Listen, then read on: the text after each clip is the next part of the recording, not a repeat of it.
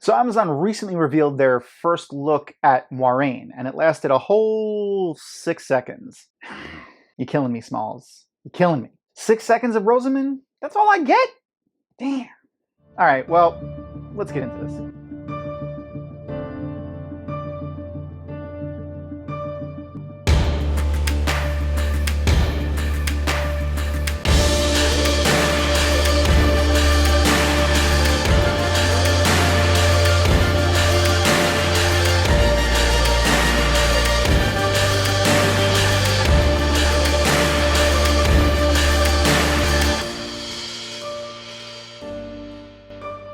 Hi everybody, and welcome to the WOT Community Show, produced by Dragonmount.com and sponsored by Tor Books, as well as our shockingly generous and amazing Patreon subscribers. I'm your host, Tom, and I honestly hope that everyone is doing well in these trying times.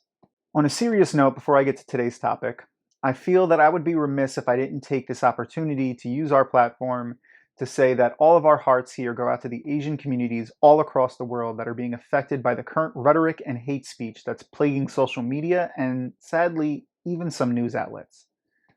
And specifically, we here want to send love and sincere condolences to the friends and families in Atlanta, Georgia, who were affected by the most heinous hate crime that occurred March 16th, 2021. We can do better. Back to the reason I gathered you here today. Moiraine. Also, real fast, if you like our content, and you want to be super helpful to us, just take a quick second, interact with this video and just all of our social media platforms, Instagram, YouTube, all that, and share us around. It's super helpful. In case you weren't aware, also, Dragonmount is now on TikTok.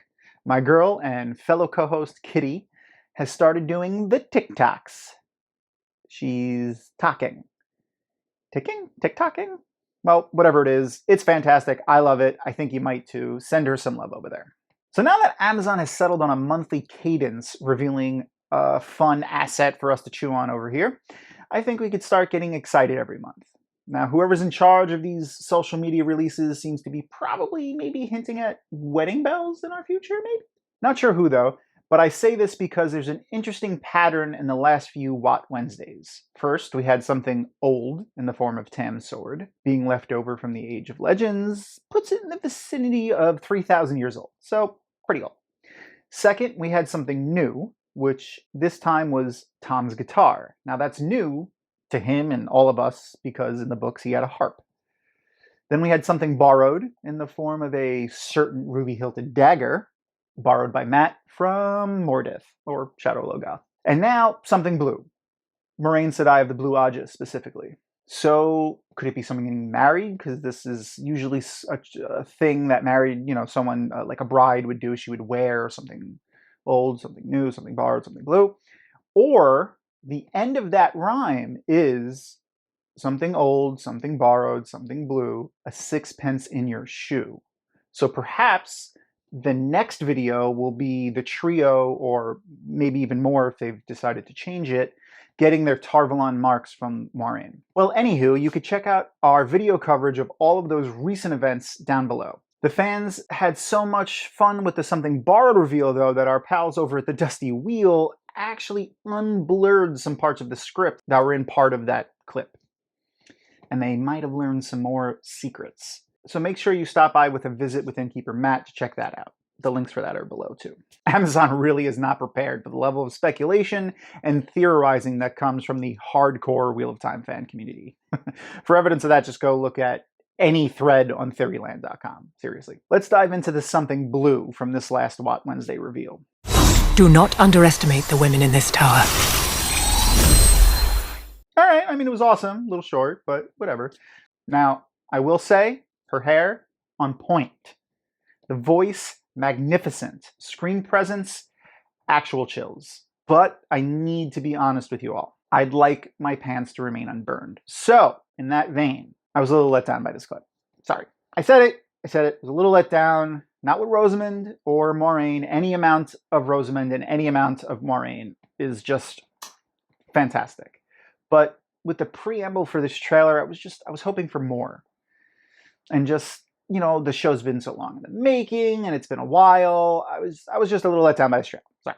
I had to say it. I had to be honest. And before everyone freaks out about the kesera, I said I'd get into it. Don't worry. Our favorite blue Aes Sedai will have her iconic forehead accessory. In an AMA that Rafe participated in after this clip, he outright says it. So a one John Cross asks, where is her jewel? And Rafe responds with, I can confirm here officially that the kesera will appear in the show. I can also confirm that I correctly spelled kesera on my first try, but I did Google it to double check. Better man than me, Rafe, because I'm terrible at spelling and I completely forgot the E. Okay, so if we're completing the rhyme here with these trailers and it's a sixpence in your shoe, the next trailer being the coins, this is what I've built up in my head to be let down by, probably. My own fault entirely, I promise. So here's my pipe dream clip. I know that a big channeling trailer is probably going to be reserved for a special occasion or something, but it's clear that Amazon's strategy is to give us small video assets though, so probably not going to get my pipe dream, but what are you going to do? They've decided to whet our appetite with just tiny little tastes. So like I said, after the clip dropped, showrunner Rafe Judkins hosted an AMA, and here's how he started it. First peek of M. Spike as Moiraine in What on Prime. M. Spike being Rosamund Pike's Instagram handle. We'll answer 10 questions about Moiraine here today, but likely none of the ones that you want, which was true. So we had some fun questions, like this one from Oh Davy. What's for lunch tomorrow?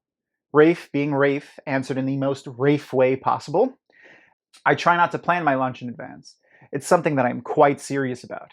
What is the charm in life if you know what you're going to eat for lunch tomorrow? I bet it will be schnitzel, or pork knee though. You could say that Rafe likes to EFO, eat and find out. Yeah, I'm terrible. Then Yosha chimed in, like the rascal that I really hope he is. Can you tell her I'm on my way? And Rafe gave right back with, tell her yourself. Now, we did get some really interesting questions as well. Silly Debit asked something that I think we're all wondering, which is, was the audio disconnected from this scene of Moiraine? And Rafe said simply, yes, Moiraine actually recorded this audio for the teaser specifically, so you won't hear this exact audio in the show. Which is in line with the books, because she says like this tower, meaning like she was in the tower. And in the main sequence books, Moiraine never returns to the White Tower. So they would have a hard time referring to it as this tower unless they made some major changes. Then CM Bartoletti asks any LGBT rep in the show. To which Rafe replies, there's rep in the books and in the show. And I'd like to direct you to Talmains, please and thank you. Then Priyanka Bose 20 asked, what makes Moiraine Moiraine? Rafe said, what a great question, Priyanka. I would say above all else, Moiraine is a woman who is driven to do what she believes is right at any cost, which, in my personal opinion, is what makes her Blue Aja to her core. Then my favorite question comes from Amrlin Sedai. Now, this is one of the concepts that I really love about channeling in the Wheel of Time, because all channelers from all different cultures have different means and methods that they use to cast weaves. Even the same weaves can be vastly different when they weave them or cast them specifically, like verbal components or visual hand motions, or even just standing stark still and not doing anything. Like, it just depends on the channeler. She asks, what direction was Rosamund given about the facial expressions and body movements that she would use when channeling? Is this something that is universal through all of the channelers, or are body movements more organic for each character? Rafe's response here makes me so happy, and it's so in line with the theme and feel that I really get from channeling in the books. Now, he says, I really wanted channeling to come from the women themselves and have them really believe it. So Rosamund was instrumental in building the look of it for herself, and each woman has built something out of what makes sense for her and her character. So it gives something authentic to it. The most important thing is that when you look in the actor's eyes, you know that they believe that they have the power of the earth itself at their fingertips. And I promise you, Rosamund does. Chills again. Chills. I can't wait to see this on screen. Oh, Rafe is so perfect as a showrunner for this. You can just tell that he's a fan and that he gets it. Oh, I can't wait to see this on screen. Breathe down. Okay. Now you can check the links below for the questions and answers to the rest of the questions that were asked. Those are just some of my favorites. All right, now let's talk about Rosamund Pike as Moiraine. Early on, when Amazon first picked up the rights for the Wheel of Time, it was heavily implied that Moiraine was going to be the main character. When Amazon announced Rosamund Pike for the role, they showed us this now iconic, awesome picture of her with the book, and it's just, oh, looks great. She's in front of that window. Could be New York in the background, maybe, I don't know, but it looks great.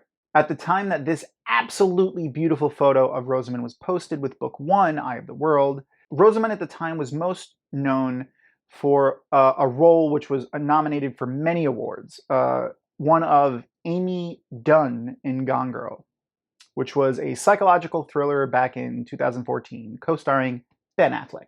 Pretty good movie, but it was all right. Though I really loved her character in Doom. I mean, she was a badass scientist who was stationed on Mars. Her lines were delivered great. It was good acting. Not a great movie. I mean, it was very gory, rated R, some icky stuff, but it was fun. It was a fun movie. I mean, you got Rosamund, so yeah. But then you got Carl Urban too, and Dwayne "The Rock" Johnson. I mean, come on. I mean, among all of the other actors that were in that movie, Carl Urban, Dwayne Johnson, Rosamund Pike.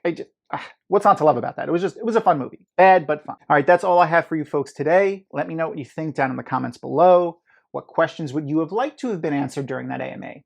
Let me know. Make sure to subscribe, share us around with everyone that you think will gain enjoyment from this type of content.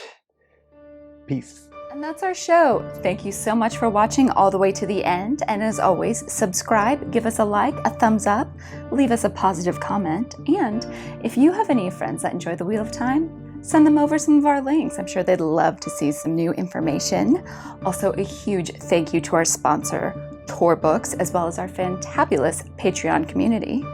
If you are wanting to know more about how this show is made or some other Wheel of Time insights, join our Patreon. You can get some more information, as well as follow Dragonmount on social media. Until next time, we are the Wheel of Time Community Show. Thank you, goodbye.